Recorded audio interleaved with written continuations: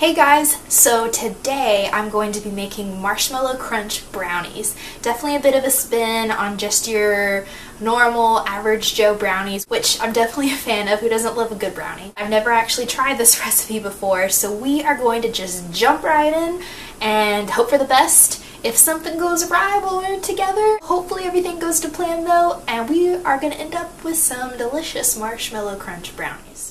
So let's start off by talking about the ingredients that we'll need. First, some Rice Krispies cereal. I'm just using a store brand because I think that it tastes the same for a product like this. And then you'll also need some all-purpose flour. Then you'll need some granulated sugar. It doesn't matter if it's organic, mine just happens to be here. Some eggs. I like the brown kind just because I think they're prettier. And then of course unsalted butter. A little unsweetened chocolate. I'm using baking chocolate. Some smooth peanut butter. I like Skippy, but you can use whatever brand you like. This recipe does specify, though, that you should not use natural peanut butter. A little bit of salt. Some baking powder, like I have in a little tin here. A bag of mini marshmallows, which I may or may not have broken into for a few already. Some semi-sweet chocolate chips. You actually need a little bit more than the 12-ounce size bag that you can buy in the store, so I've just put them all together in a little baggie here. On another note, I noticed that you're technically supposed to use milk chocolate chips for another part of this recipe, but this is what I have, so we are just going to see how that goes. And then, of course, what would baking be without vanilla? So we have our vanilla extract, and that is it. So before we start anything, we are going to preheat the oven to a toasty 350 degrees and use a little bit of olive oil spray. I just have the Kroger brand here to grease up our baking sheet, 9 by 13 by the way, so nothing sticks to the pan. So we're going to begin our brownie adventure by making the brownie base. So the first thing I'm going to do is take my medium saucepan here and melt down 4 ounces of unsweetened baking chocolate. I like the baking chocolate just because they're individually wrapped into little 1-ounce pieces, and that makes it super easy to measure out how much you'll need. And then I'm going to take a 2/3 cup of unsalted butter, which equals out to about 11 tablespoons.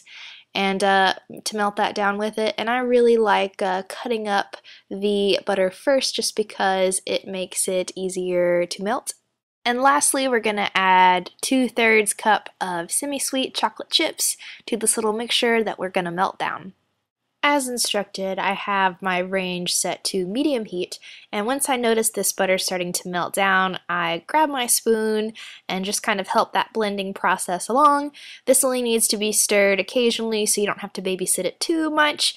This whole process really only takes about 5 or so minutes.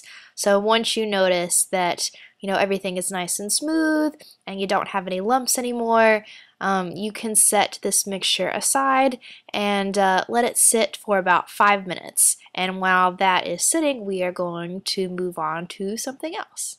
And that something else is sifting together 1 1/3 cups of all-purpose flour, and then a teaspoon of baking soda, and 1/2 teaspoon of salt. And so once I mix all of this together, I'm going to set it aside and pull out 4 eggs.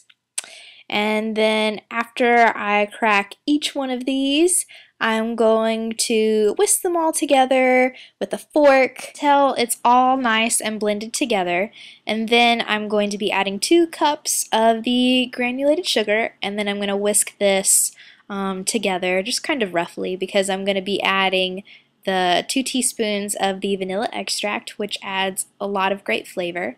And then once I whisk all of this together, I'm going to reach over to the stove and grab the chocolate mixture that we've had cooling. And we're going to add just a little at a time. And the reason we want to do that is because we don't want to turn our egg mixture into scrambled eggs, because that would just not be good brownies, guys. It would just not, trust me. Once that is all blended up, I'm going to reach over for the flour mixture and add just a little bit at a time.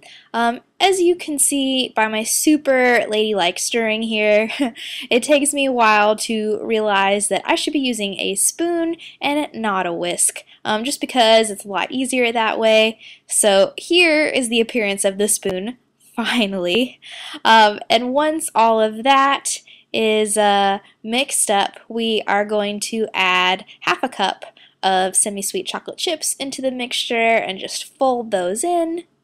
And that's it for our batter. We set that aside and then grab our previously greased pan here, and then I'm going to pour our brownie batter, brownie base, into the pan. And it's good to grab a rubber scraper just to kind of get all the mixture that sticks onto the insides, and then also use it just to smooth it out so you have an even layer on your pan.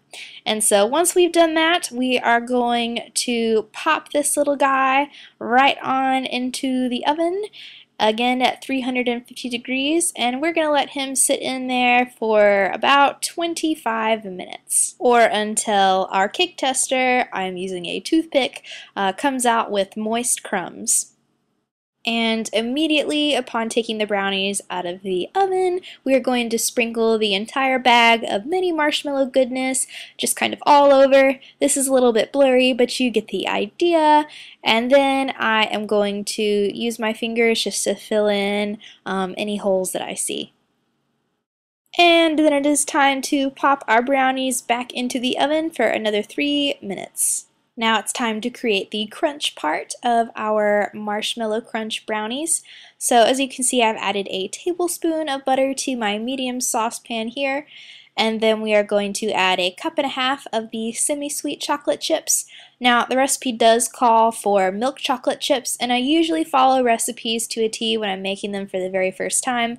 But since I do not have milk chocolate chips, I'm just going to go ahead and try this and hope that it turns out well. So after we've added the chocolate chips, we're going to add a cup of peanut butter to our pan, and then I'm going to turn the range on to low heat and then just constantly stir this until I get a nice, smooth, and creamy texture. And then I've set it to the side, and I'm going to add a cup and a half of the Rice Krispies and just kind of stir that on all in there until it's nice and blended. And then I'm going to let this sit for 3 minutes. So we've taken our marshmallows out of the oven, and look, they all puffed up. How cool. And then once that crunchy topping has cooled, I'm just going to pour that right on top of those marshmallows. And I noticed that it was actually a little bit difficult to spread the crunchy topping because it just started to melt the marshmallows a little bit more. So when I was spreading, I got kind of almost a bit of a marbly look in certain places. Where I had trouble blending that topping just directly on top of the marshmallow, but I still think it turned out okay. And so once we have spread all that out as best as we can, we're just going to pop that into the fridge to let it cool, and I let mine cool overnight. So I put foil on it before I went to bed, and this is the next day, me taking it out of the fridge. So here is our finished product right here. Looks pretty good. I'm really excited to try it. The brownie portion almost has kind of a fudge consistency, which I really liked and didn't expect. And then the crispy part, I think it could have been crispier. I'll probably add more Rice Krispies next time. All in all, I'd call this a success, and I would definitely make it again. And of course, big thank you to Michelle, also known as Brown Eyed Baker. Without her, none of this would be possible. Her blog is actually where I found this recipe, so if you haven't checked out Michelle's blog, go do it. She's amazing. I'm going to paste the link to her site down below, so definitely go check her out. And if you guys end up trying out this recipe, let me know how it goes and if you like this brownie as much as I do.